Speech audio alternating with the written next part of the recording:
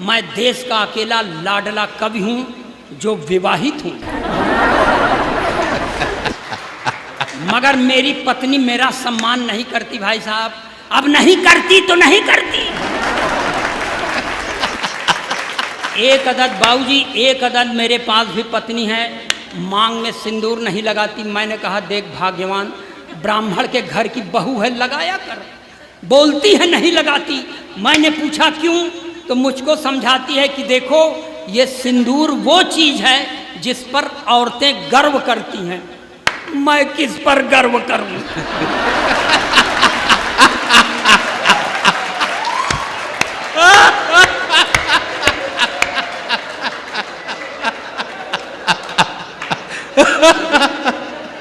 वाह भाई, अखिलेश जिंदाबाद। भाई मैंने कहा देख भाग्यवान, मैं एक अदद वो आइटम हूं जिसने तुझे एक औलाद फौलाद जैसी दी है, जो 5 फीट 8 इंच लंबा है, गोरा चिट्टा है, 58 किलो वजन का है, इंटर में पढ़ता है, बड़ा होकर मेरा नाम रोशन करेगा। मैं उस पर नाज करता हूं, इसलिए तू मुझ पर नाज कर। तो और भन आ गई भाई साहब मेरे ऊपर, कहने लगी देखो अब हमारा मुंह मत खोलवाओ, तुम्हारे ऊपर भरोसा करती तो यहू न होता।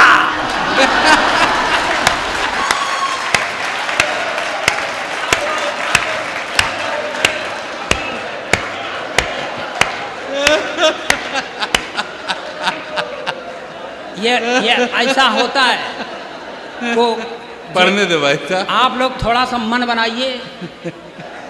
देखिए भाई साहब, मैं पत्नी का सताया हुआ, मैं अपने प्रधानमंत्री के नारी सशक्तिकरण के सख्त खिलाफ हूं। नारी सशक्तिकरण का मतलब पुरुष अशक्तिकरण।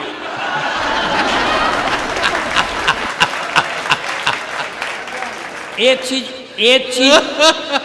चीज और देखिए, मैं ओरिजिनल पोएट हूं, जो देखता हूं वो लिखता हूं। मैं कोई वीर रस का कवि तो हूं नहीं कि आजादी को पटेल और सुभाष चाहिए, कहां से लाओगे?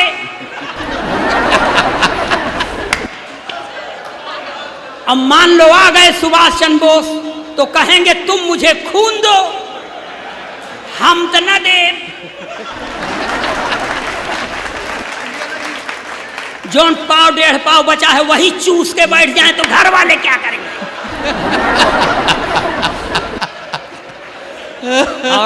और बताऊं सर, ये श्रृंगार रस के कवियों से भगवान बचाए।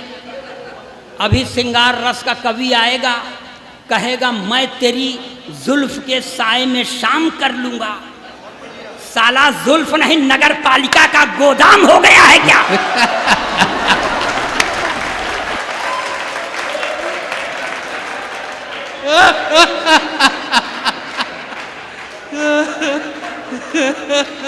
हाँ जियो भैया अखिलेश द्विवेदी। ये इसलिए मैं ओरिजिनल पोएट। एक बार हमसे कहने लगे, वो तथाकथित वीर रस के सबसे बड़े देश के कवि हैं हरिओम पवार, सिरसा हरियाणा में, कहते हैं इस तरह की उच्चकई करके तुम लोग हाथ से पैदा करते हो, तुम लोग गली कूचे के कवि हो, मैं राष्ट्रीय कवि हूँ। हमने कहा हम भी राष्ट्र में रहते हैं, हम भी राष्ट्रीय कवि। तो कहा कि अगर तू अपने को राष्ट्रीय कवि समझता है तो मैं अंतर्राष्ट्रीय कवि हूँ। मैंने कहा तू अंतर्राष्ट्रीय है, मैं ब्रह्मांडीय कवि हूँ।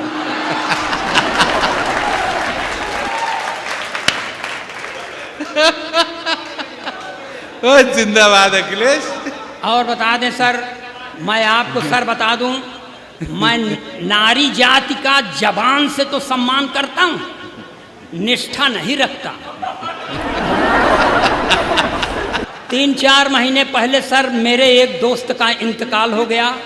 मैं 3-4 रोज बाद अपनी पत्नी को लेकर उसके घर मुकाम देने गया, तो मेरी पत्नी ने मेरे दोस्त की बेवा से पूछ लिया, बहन जी क्या हो गया था कि भाई साहब इतनी जल्दी खत्म हो गए? तब मेरे दोस्त की बेवा ने कहा कुछ नहीं बहन जी, सुबेरे उठे थे, एक कप चाय पिए थे, बाथरूम चले गए। जब बाथरूम से लौट के आए तो मुंह से खून फेंक कर मर गए। लगता है चाय की पत्ती में जहर था। इतना सुनने के बाद मेरी औरत ने मुझे घूर कर देखा और उसकी ओर मुखातिब होकर कहा, वही 2-4 चम्मच चाय की पत्ती दे दे।